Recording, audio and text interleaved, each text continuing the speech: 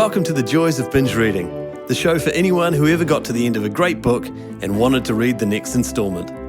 We interview successful series authors and recommend the best in mystery, suspense, historical and romance series, so you'll never be without a book you can't put down. You'll find this episode's show notes, a free ebook and lots more information at thejoysofbingereading.com. And now, here's our show. Rhys Bowen's Royal Spyness mystery series about a penniless English lady who's 34th in line to the British throne is well placed for a surge in popularity with Meghan's marriage to Prince Harry. But this versatile author is not resting on her laurels. Hi there, I'm your host Jenny Wheeler, and today Rhys talks about her latest work, 2 World War II mysteries, and the one thing she's done more than any other that's helped make her a multiple award-winning best-selling author.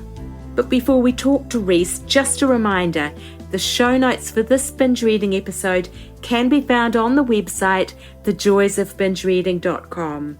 That's where you'll find a full transcript of our chat, plus links to Rhys's books and website, and details about how to subscribe to the podcast so you don't miss future episodes. But now, here's Rhys. Hello there, Rhys, and welcome to the show. It's great to have you with us. Well, thank you very much. It's lovely chatting all the way to New Zealand. Yes, it is. Look, beginning at the beginning, was there a once-upon-a-time moment when you decided you wanted to write fiction?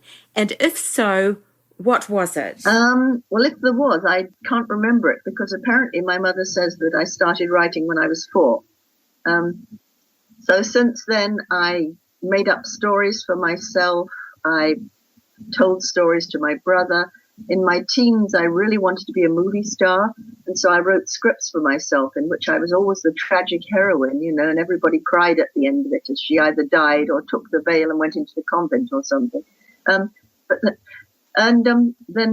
So I've always written all my life. It never occurred to me that that would be my profession. It was just part of me, something I did. I made up stories. And when I found that I was actually writing books and people were paying me for them, that was a huge bonus. Oh, that's wonderful. I gather you did start out by doing a script at the BBC. Yes. Right after college, I went into the BBC and as a trainee, and I soon found myself in the drama department, and I was working in radio drama, which was huge in those days, unfortunately it's dying out now, but we had several original plays per week on the BBC, as well as serials and as well as sort of adaptations of other plays. And I'd find myself working on a play and I'd think, if I'd written that, I don't think I would have ended it that way. So I had an idea for a play, so I wrote it, walked down the hall to the head of drama with the bravado of a 22-year-old and said, I've just written this play. And about 3 days later, he called me in and he said, we really like this, we're going to do it. So that was my introduction to being a professional writer, and pretty much ever since I've been a professional writer. So, and I think working with plays to start with is a great training ground if you're going to write fiction later, because with a play it's very important how you introduce the characters, how they get onto the scene, how they get off the scene, how they convey their personality through their words. And so, it's been a good training ground. So have you done quite a few scripts? Not many. I probably did 4 or 5, and then not for many years. And a few years ago when a movie company wanted to do her Royal Spyness, they said, would you like to write the script? I said, oh, no. It's a different world, and I'm not in it anymore, so I'd much rather somebody who knew about scripts did. Yeah. And has that actually made the screens yet? No, an English movie company bought it and was going gangbusters with it, and then the producer who'd actually been the one that was keen on it, went to another company, and so it died a natural death, unfortunately. This happens all the time, but they had paid me a nice lot of money for it, so I'm not actually complaining too much. Yeah, actually, that does introduce that series of yours, your Royal Spyness, which is a hilarious series. For those who aren't so familiar, it's based around the penniless Lady Georgie, cousin of King George V, 34th in line for the English throne, and it's set in the 1930s. And I'm just wondering whether your movie and the books themselves might enjoy a bit of a resurgence of interest in America with Meghan's marriage to Prince Harry this coming weekend. It'd be interesting to see that, won't it? Especially just by pure coincidence, the new book that comes out in that series, which is the 12th book in the series, is called 4 Funerals and Maybe a Wedding. Yeah, it has a lovely picture of the bride on the cover. So I think, a royal wedding can tie in very nicely to that. So was that planned that way or just sheer luck? It was just sheer luck. I mean, when I'd written the book, when I was writing the book, we had no idea that Harry and Meghan were going to get married. So the timing's been very good. And what my publisher has done has printed these lovely wedding invitations to send out to everybody. And also has told the bookstores where I'm going to be on my tour that they can buy a wedding cake and champagne for each of the tour stops. So it's going to be a lot of fun. Oh, it sounds fantastic, actually. What a great way to launch. Yeah. I did see a little mention on a website somewhere that you had married into a similarly distant royal line. Are you able to enlighten us further on that tantalising detail? I must say that some of the books seem to have quite a sense of insider knowledge with them. Well, I'm not nearly as in line to the throne as Lady Georgie, I have to say. My husband's family is one of the very old English families. They actually go back to 800, they can trace it back to. And one of his great-grandmothers was one of the Welds of Lulworth. But no, if you go back on both sides, his mother's name was Bede Cox. There were the Bede Coxes and the Sneed Coxes. And that family goes back right in direct line to Edward III, who was a Plantagenet way back. But on the other side, his father's line, his grandmother Hammond, she was linked to the Earl of Somerset, who was Queen Jane Seymour's brother. His daughter married William Barfoot Hammond, and that was on that line too. So there's a tenuous royal link on both sides. But the family, until very recently, owned several stately homes. And his grandmother was born at Sutton Place, which was an absolutely gorgeous house, and was bought later by J. Paul Getty. His sister still lives in a beautiful 14th century manor house. So when we go to England, I do play at that life a bit. I sit with people who have silly nicknames. We have one cousin who lives on my sister's estate, and her name is Puff, but she's really Lady Virginia, so all that sort of thing is kind of fun. It's especially when it's not part of your normal life. When I'm there, I'm very much the observer, and I think the things they say, they say these things, they don't realize what they're saying. They sort of say, oh, do you remember that joke we played on the butler that time? And I write it down quickly. And the funny thing is that they're all, they have this great sense of entitlement that, God created the upper class and then he rested. And, I've sat at a sherry party in the Cotswolds, and the person who was giving the party said, my dears, do you know who's bought that house across the valley? And everybody said, oh, no, do tell. She said, my dears, he's a grocer. And it wouldn't have mattered if he'd owned Safeway. To them, he was still a grocer, and therefore not one of us. And so it's kind of fascinating to me because, I live in America where everything is very egalitarian and you are what you make yourself. And to be in a society where it's assumed that you're somehow on a different rank because you were born on a different rank is rather interesting. Yes, and it does explain, that background certainly explains why there is a sense of an insider with those stories, the Royal Spyness series. There is a sense of that you do understand how that world works. So that's great. And then, of course, you went to the other end of the tracks with Molly Murphy, didn't you? Well, yes, she was about as poor and humble as you could possibly get. Now, she came about because I went to Ellis Island. I hadn't planned to write a book or anything. I just had a free afternoon in New York. So I hopped on the sightseeing boat and I went to Ellis Island. And I was completely unprepared for the overwhelming emotion I felt there. I have no ancestors who came in that way. But I stood there just feeling the walls crying out to me, saying, we've got such stories to tell. And, this is a place of great joy and great sorrow.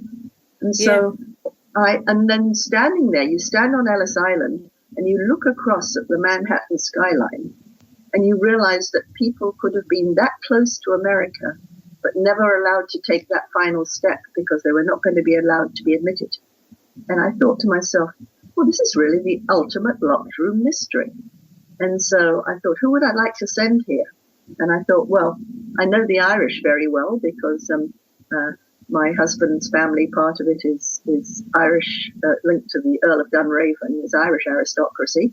So I thought, I know the Irish well, and half of my family is Welsh, so I know the Celts very well. So Molly became a young Irish woman who has to flee for her life. Yes, I love the setup where she goes to America under a false name because she faced great danger in Ireland and then immediately gets herself in a situation where she might be faced with deportation. So it's a great way to launch a series. And they got to 17 books. Are you still writing Molly Murphy now? I've said I've put her on hiatus. I won't say I'm done with her because I'm sure I've got more stories to tell.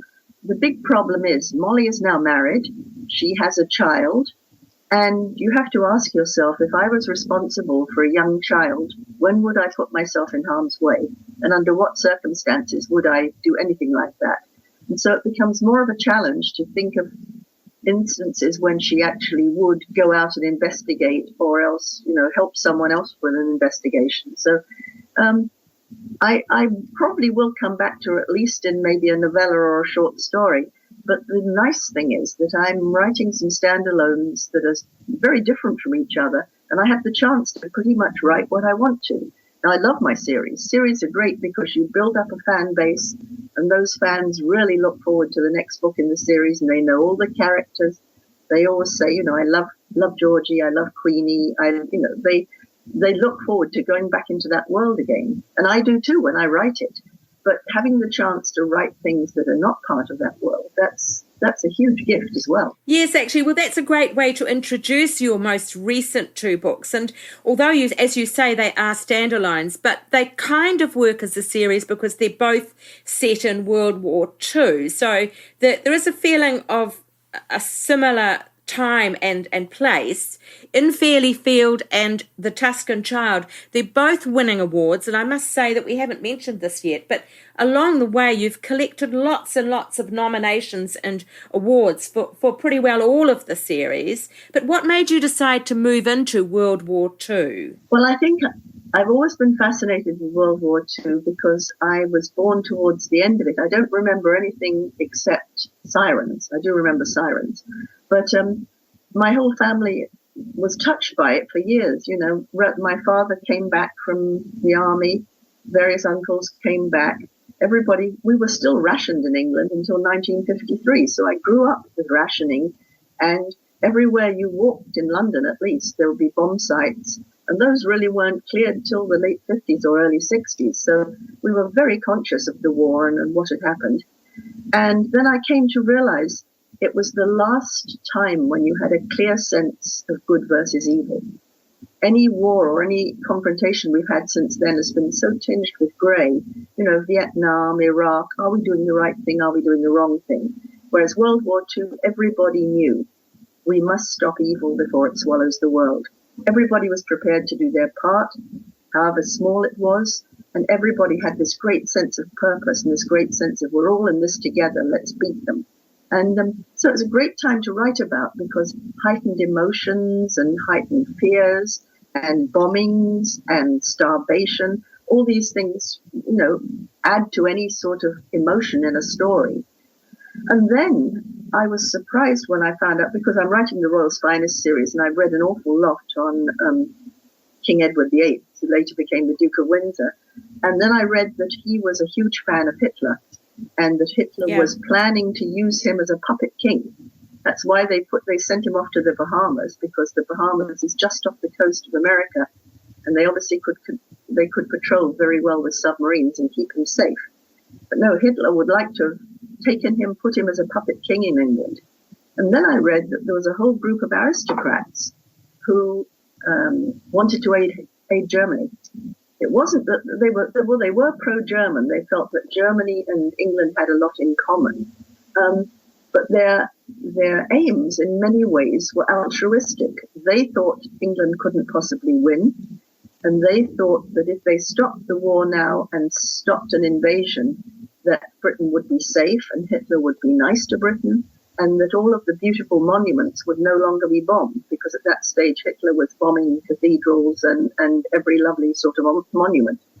So the fact that there was this secret ring of aristocrats who wanted to aid Hitler immediately made me think, oh, I bet there's a story there. So that's when I started off writing in Farley Field. Yes, and it sounds like there's plenty of backstory left for. Is there a third one coming in World War II? Well, no, I've just finished the first drafts of next year's book, and it's set in World War One. I just felt I wanted to go and explore something else. So this is exploring the Women's Land Army in World War One. These were young women who had worn corsets until then, who had their hair up in a big bun, who had never done any sort of manual work. And suddenly they go and work in the field. They have their hair cut. They take their corsets off. They wear bloomers. And they plant the crops and they manage the plows just to keep the country fed. And that seemed like a fun thing to write about for me. And also, the whole theme of the book is women banding together. Because as you know, in World War One, a whole generation of young men did not come back to England. There was, if you were a young woman at that age, your chances of marriage were 1 in 10. So I thought to myself, well, what happens if you get a small community and none of the men are coming back? You're going to have no blacksmith, no carter, no postman, no man owns the pub. What do the women do? How do they band together and say, okay, we can make this work? So that's part of the background of what this story is about. It's also about one woman's tragedy and loss and healing through finding a garden full of herbs that she uses as a healing garden. Oh, sounds lovely. Sounds amazing. I can't tell you the title because I want to call it The Healing Garden, and my publisher isn't so thrilled with that, so it might be something else. So it's all very early stages. I must say I hadn't realised that there was a women's army in World War One. I don't think Land Army. I was familiar with World War II, but it's fascinating. Yeah, it started about 1917. It was when it got to a stage where they realised that the country would starve because there was no one to plant the crops and harvest the crops, and so they put out flyers for young women to come and help. And they were a very mixed bag too. You had some who were servants who said, I'll never go back into service again. There were some who were daughters of people who worked on the land. There were widows who said, I don't want to sit at home all by myself grieving. I want to do something positive. And then there were, like our heroine in the book, who's an upper class young girl who leaves her family because they won't accept the young man she wants to marry. And she goes and works in the Land Army. So, they were a very mixed bag, but they became very sisterly, a great band of sisters. Yes, yes. Just looking back a little to the beginnings of your career, I think that you started in writing children's stories, and now you are embarked on another initiative, starting the Red Dragon Academy series with your daughter Claire Broyles, which is a middle school grade fantasy series. Now, how did this one get birth? Well, Claire and I were up at a cabin in the snow once, and we were talking about how much we missed Harry Potter.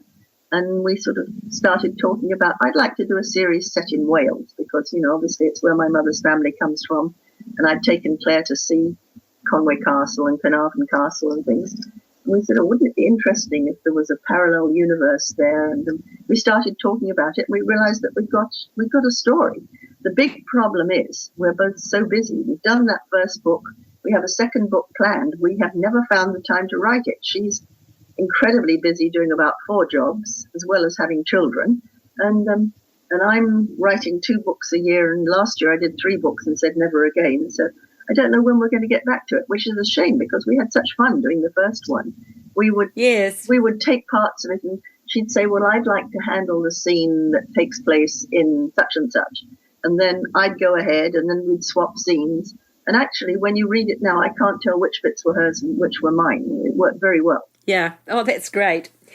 Moving to a more general focus away from specific books to your wider career, is there one thing you've done more than any other that's been the secret of your success? Well, I suppose if I can look at one thing, I would say I've tried to make each book better than the last one.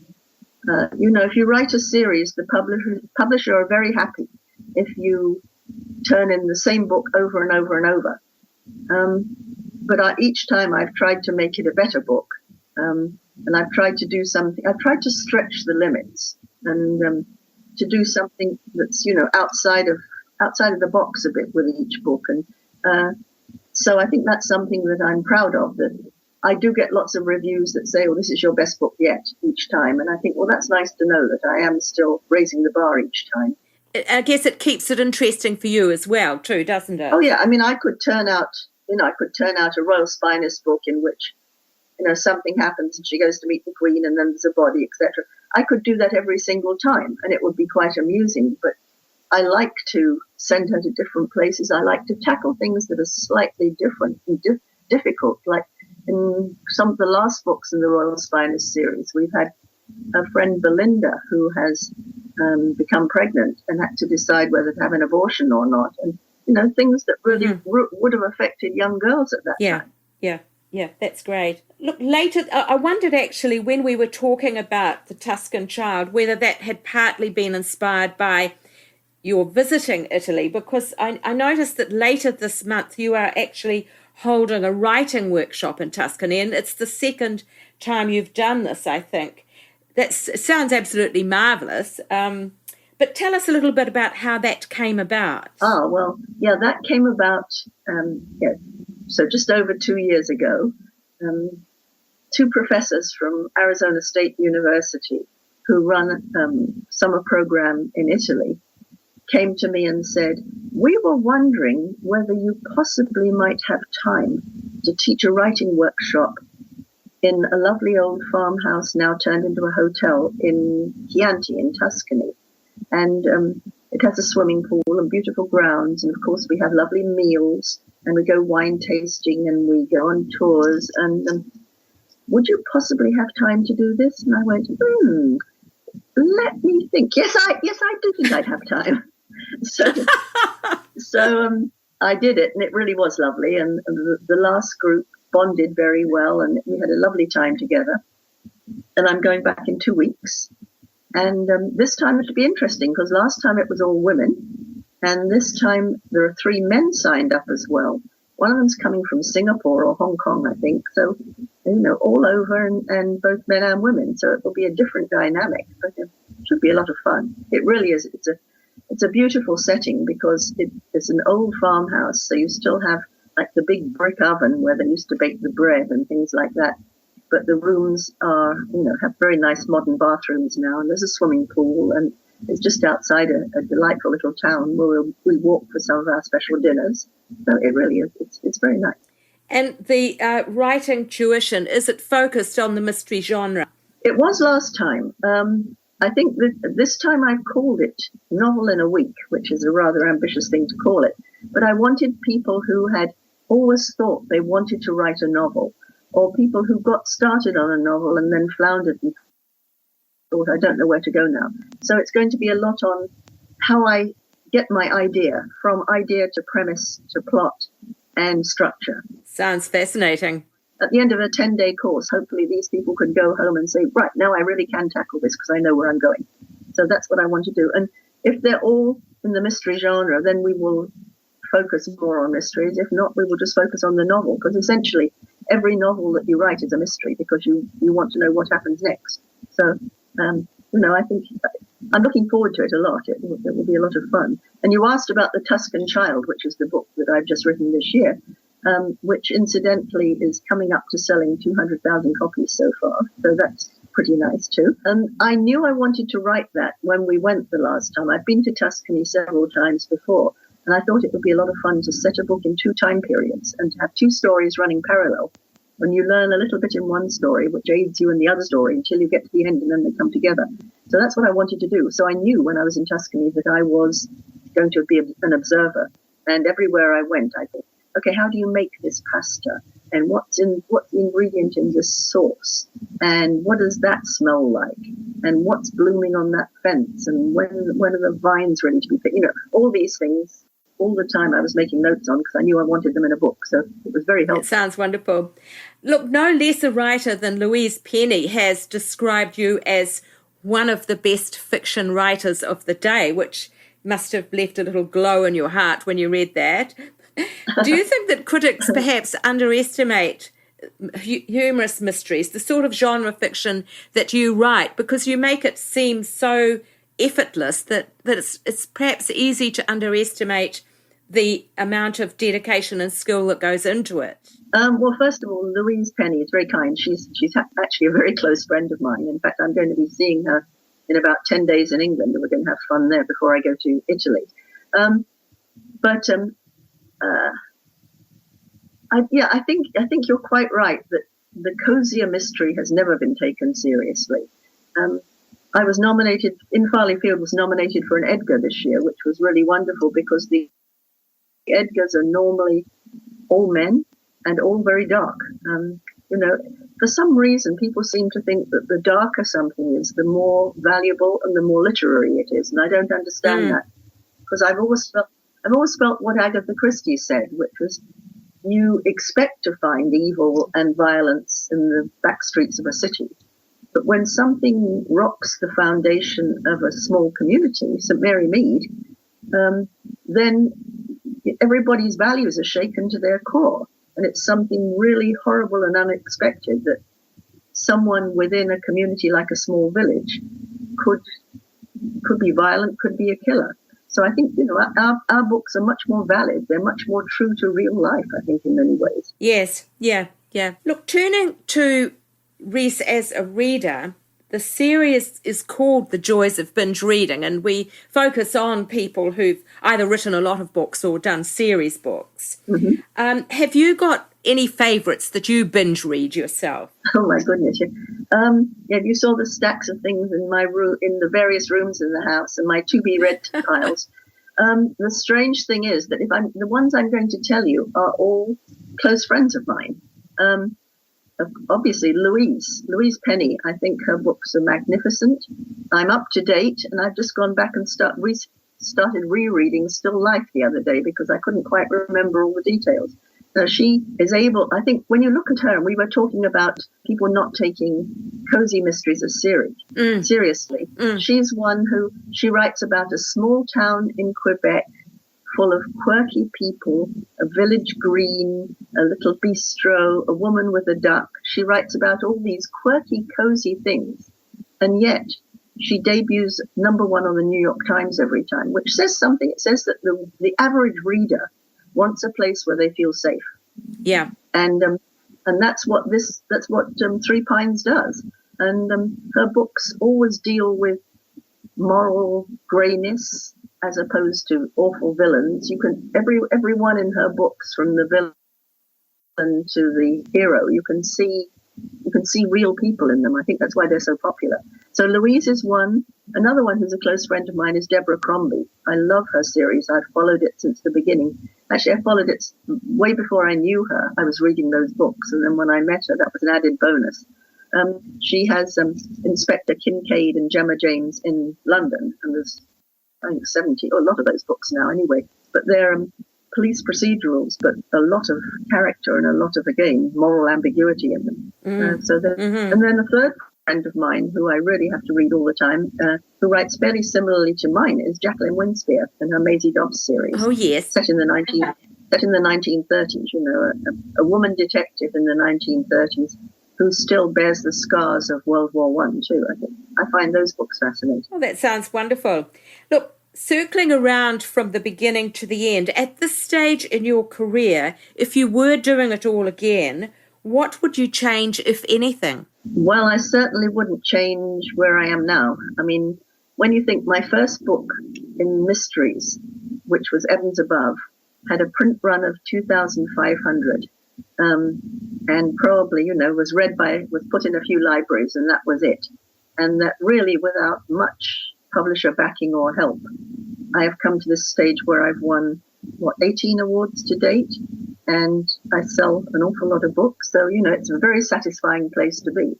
If there's one thing I would change, I think it's the titles of the Constable Evans series. They all had very clever pun titles. Evans Above, Evan Help Us, Evan Requires. I think the books to start with were pretty cozy.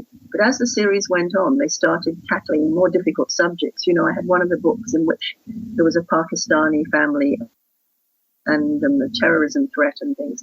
And another book in which there was a women in a abused women's shelter.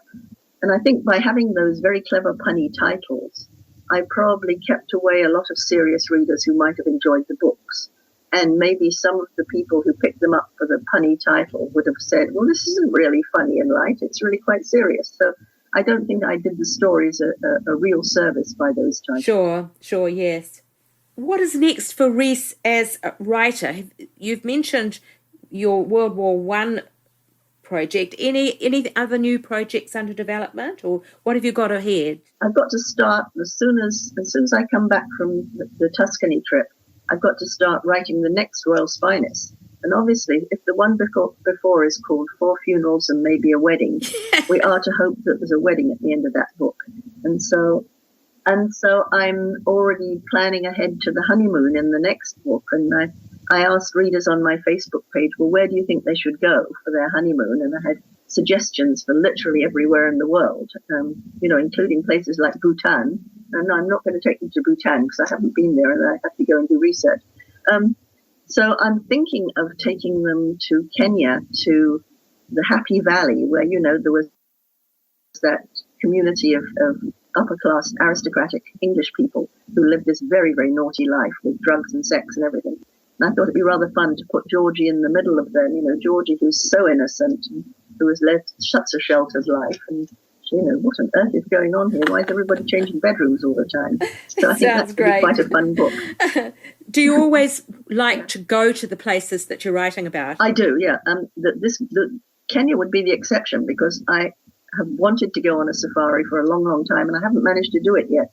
But I've been reading a lot of background books about this Happy Valley set, and I have the movie of Out of Africa, which I will watch 300 times, which isn't hard because it's got Robert Redford in it. So the one thing you don't get when you don't go yourself is all those little nuances. Like when I'm in Tuscany, what does this smell like when you walk past that kitchen? And what's that bird that's sitting on the fence there? And how does it sound when the men are arguing in the town square and their voices echo back from the tall buildings? All those things you can really bring a place to life. Yes, so I will just have to do my best this time. But, Georgie and Darcy are on their honeymoon. Perhaps they won't notice the scenery too much, I'm thinking. Rhys, you sound like you're quite an extroverted person. You break the idea of all writers being introvert. Where can readers find you online? Do you interact with your readers quite a bit? Oh, I do, yes. And I'm a total extrovert too. If I'm on my own for 2 days, I start talking to the grocery clerks. Yeah. So I have a website, and that's rhysbowen.com, all one word. You can find me on Facebook, which is www.facebook.com/rhysbowenauthor, all one word. I'm on Twitter @Rhys Bowen, and I'm part of a wonderful group blog. I don't know if you've checked this one out at all, called Jungle Red Writers. There are 8 of us. So it's jungleredwriters.com, all one word. There are 8 of us, all fairly well-known writers. There's myself, Deborah Crombie, Julia Spencer-Fleming, Hank Philippi Ryan, Hallie Ephron, Jen McKinley, Ingrid Thoft, and Lucy Burdett. So there's 8 of us, and we take turns to host the blog, and we talk about anything from our grandmother's recipes to problems we're having writing our next book, and we host guests for various other guests come on there. So it's a very lively blog to be on because it's something different every day, and I really enjoy doing that because it keeps me. It's like having a group of sisters that you chat with every day. So Sounds wonderful. That's very good for me too. Well, look, it's been great talking. We have pretty well run out of time, so but it has been wonderful talking. And if you have another Italian workshop, maybe I'll get there next year. Oh, wouldn't that be lovely? Yes. Actually, last year they did have someone from Australia, so you're a little bit closer in Australia, I think. Yeah, that's right. That's lovely, Rhys. It's been a pleasure talking to you, and we'll watch your coming career with interest. Well, thank you, Jenny, very much. Okay, bye.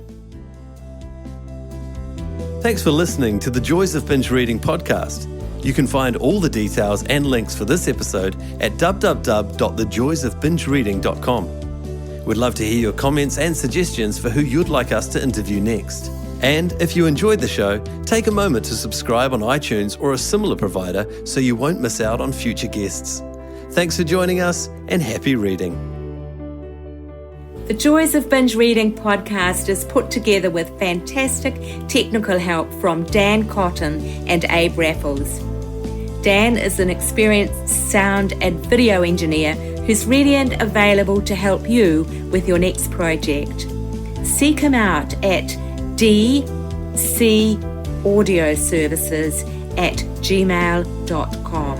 That's D for Daniel, C for Charlie, audioservices@gmail.com, or check our show notes. He's fast, he takes pride in getting it right, and he's great to work with. Our voiceovers are done by Abe Raffles, another gem of sound and screen. Abe has 20 years of experience on both sides of the camera/microphone, as a cameraman director and also as a voice artist and TV presenter. I think you'd agree that his voice is both light-hearted and warm. He is super easy to work with no matter what the job. You'll find him at Abe, A-B-E, at pointandshoot.co.nz. As I say, the full details in the show notes on the website. That's it for now. Thanks for listening. Hopefully see you next week. Bye.